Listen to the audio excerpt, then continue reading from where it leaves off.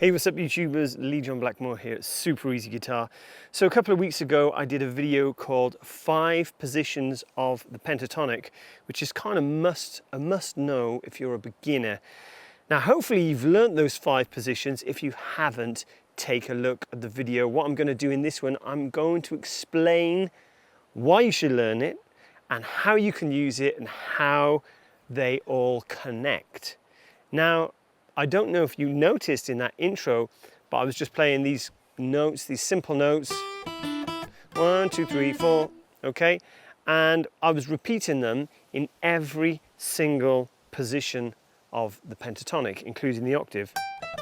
So what's the actual point in learning this stuff? What's the point in learning the separate positions? Well, what it allows you to do is actually play the same riff all over the fretboard. So you start to recognize these same notes reoccurring over and over and over.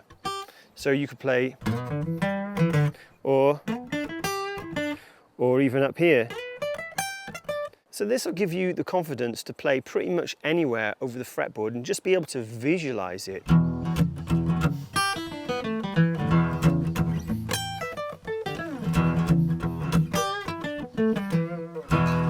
Okay, so let's zoom in and have a closer look.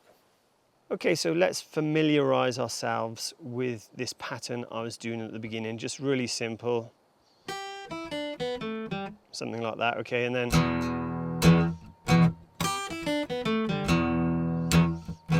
so you can see I'm just playing a simple E power chord. You don't have to do it this way. You could play an E backing track or whatever, blues backing track, as long as it's in the key of E. E minor is going to make more sense.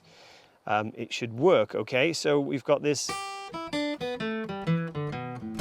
So that's your position 1 of the E minor pentatonic, and all I'm doing. So nice and simple. 1, 2, 3, 4, 5, 6, if you like. Okay, so for the second position, same notes. Okay. Now, we might not necessarily like the feel of that position under our fingers, which is why that might make more sense as opposed to all these different fingers come into play. It feels a little bit slower, but at least you can visualize that it's the same scale.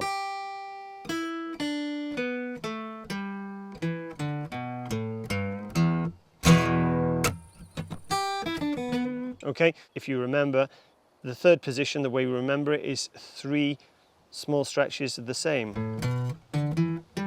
Down 1, up 1, back to the middle.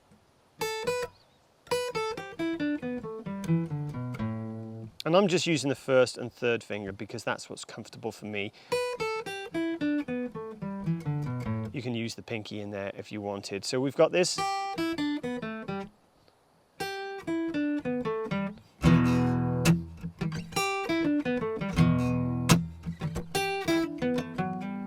Okay, you're going to make mistakes, right? And I always leave my mistakes in, so you know that even, I make mistakes from time to time, all the time, in fact, and that's actually how you learn. You learn from your mistakes. Guitarists that don't make mistakes, I don't believe it. You don't learn anything if you don't make mistakes, okay? So that's your position 3 with the same riff. Position 4. Again, I wouldn't necessarily play with that pinky there, so I'm starting on the 8th fret of the B string, then I'm going 9, 8, 9, 7. So that pinky there actually feels nicer down there, so I go.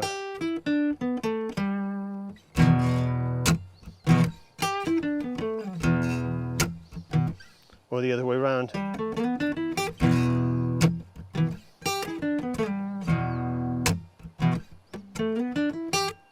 So these go back and forth, okay? They can go either way. Let's go position 5. You notice I always go to that. So I'm actually starting on G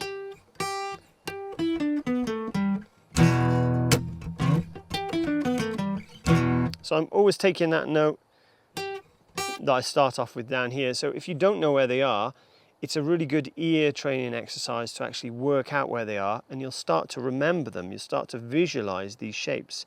So that's going to be 12, 9 on the G string, 12, 9, and 12, 10. Now, for the octave, sorry,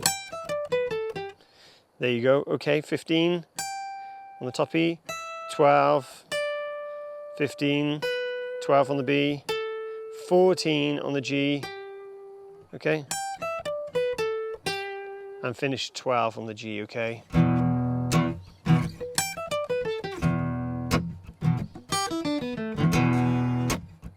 And if you wanted to connect them all, I've shown you this in many lessons, but as a quick reminder, you could connect them via the E minor extension, and it sounds like this.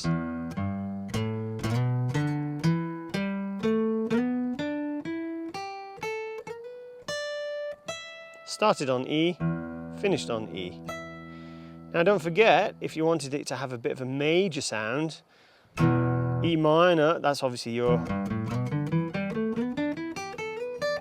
Starting on E, finish on the E, that's E minor. But the relative minor to E is G major. So you just skip the first note and start on the second one, which is G, but then you have to finish on G, so it sounds like this.